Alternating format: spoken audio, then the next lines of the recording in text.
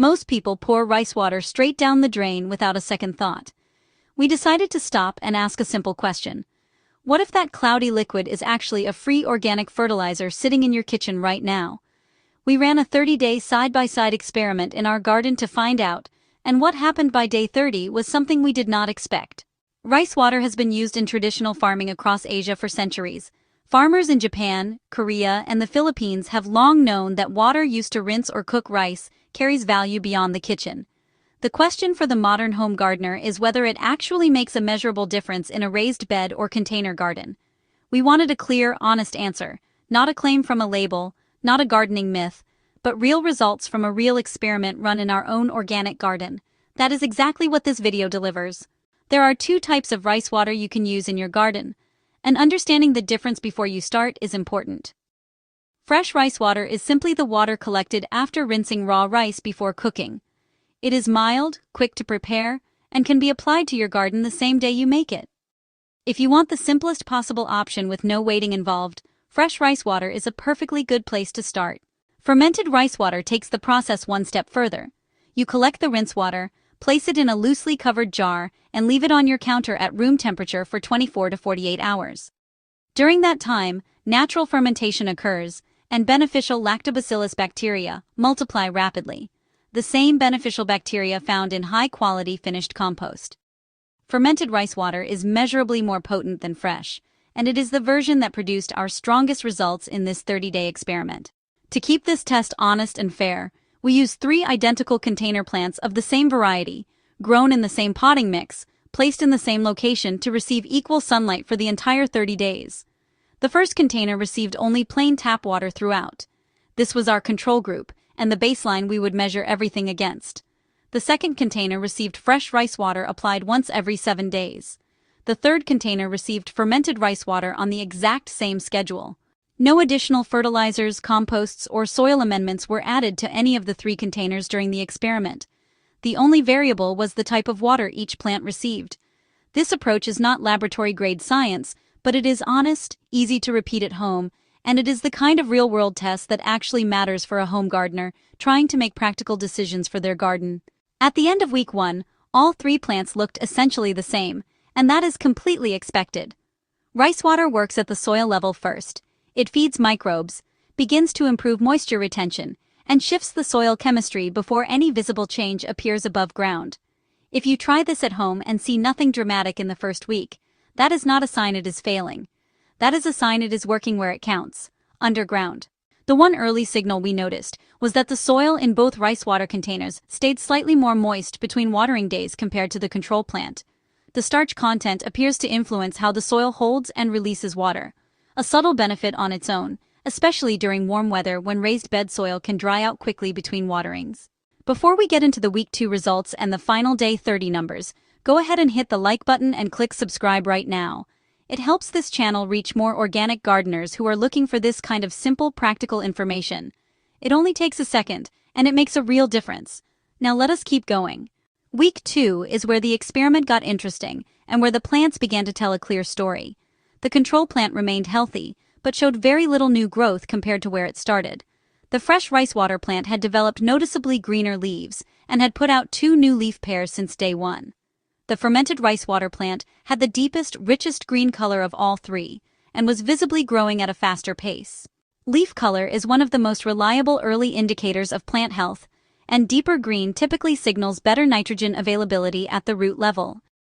The fermented rice water was making the existing nutrients in the potting mix more accessible to the roots, not because it added large quantities of nitrogen on its own, but because the microbial activity it stimulated was unlocking nutrients that were already present in the soil.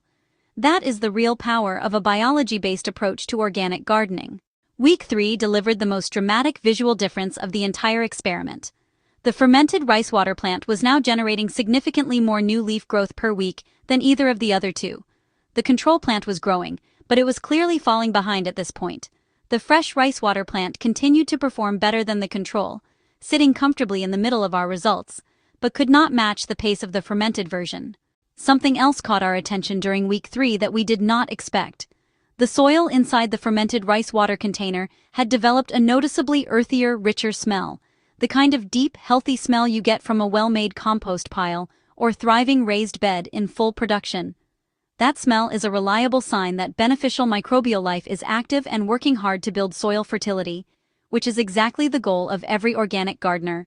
At day 30, the results were clear and completely consistent with everything we had observed along the way. The plain water control plant was healthy, but had grown the least of all three. The fresh rice water plant had outperformed the control in every visible category: taller, fuller, better leaf color, and showing more active growth overall. The fermented rice water plant was the strongest performer by a meaningful margin, and the difference was obvious at a glance. When we gently removed each plant from its container to inspect the root systems, the results became even more convincing. The fermented rice water plant had the most developed roots of all three, noticeably thicker, more branched, and more extensive than either of the other two containers.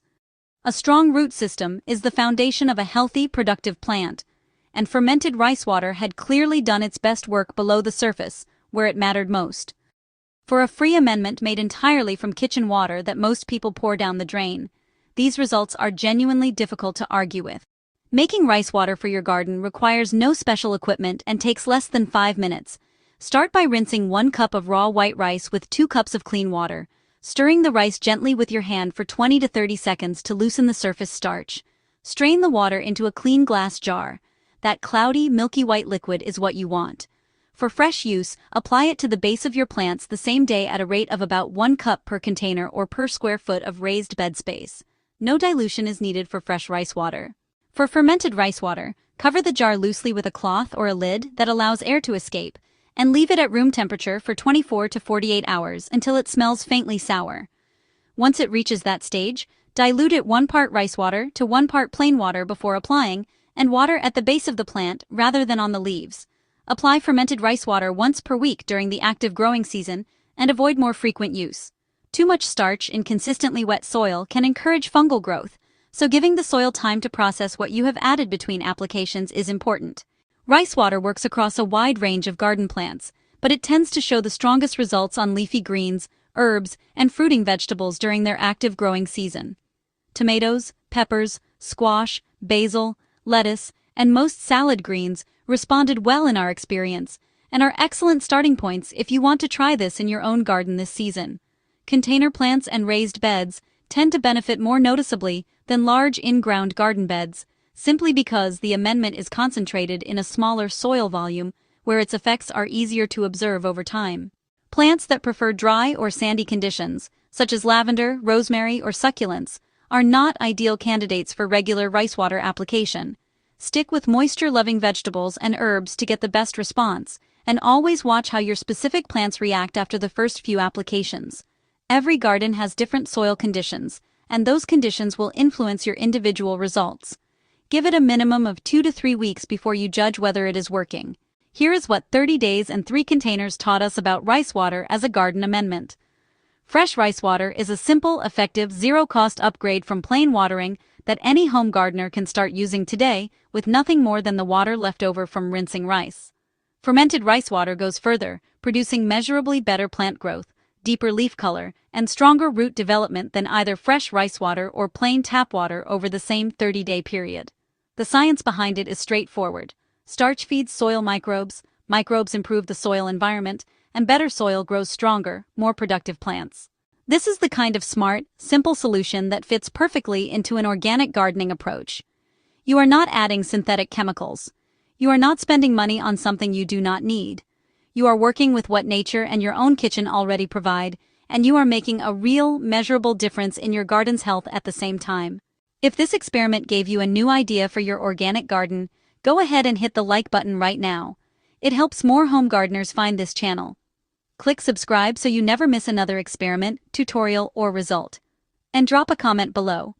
Have you ever used rice water on your plants, and what happened? We see every single comment and genuinely love hearing from our community. Thanks for watching, and we will see you in the next one.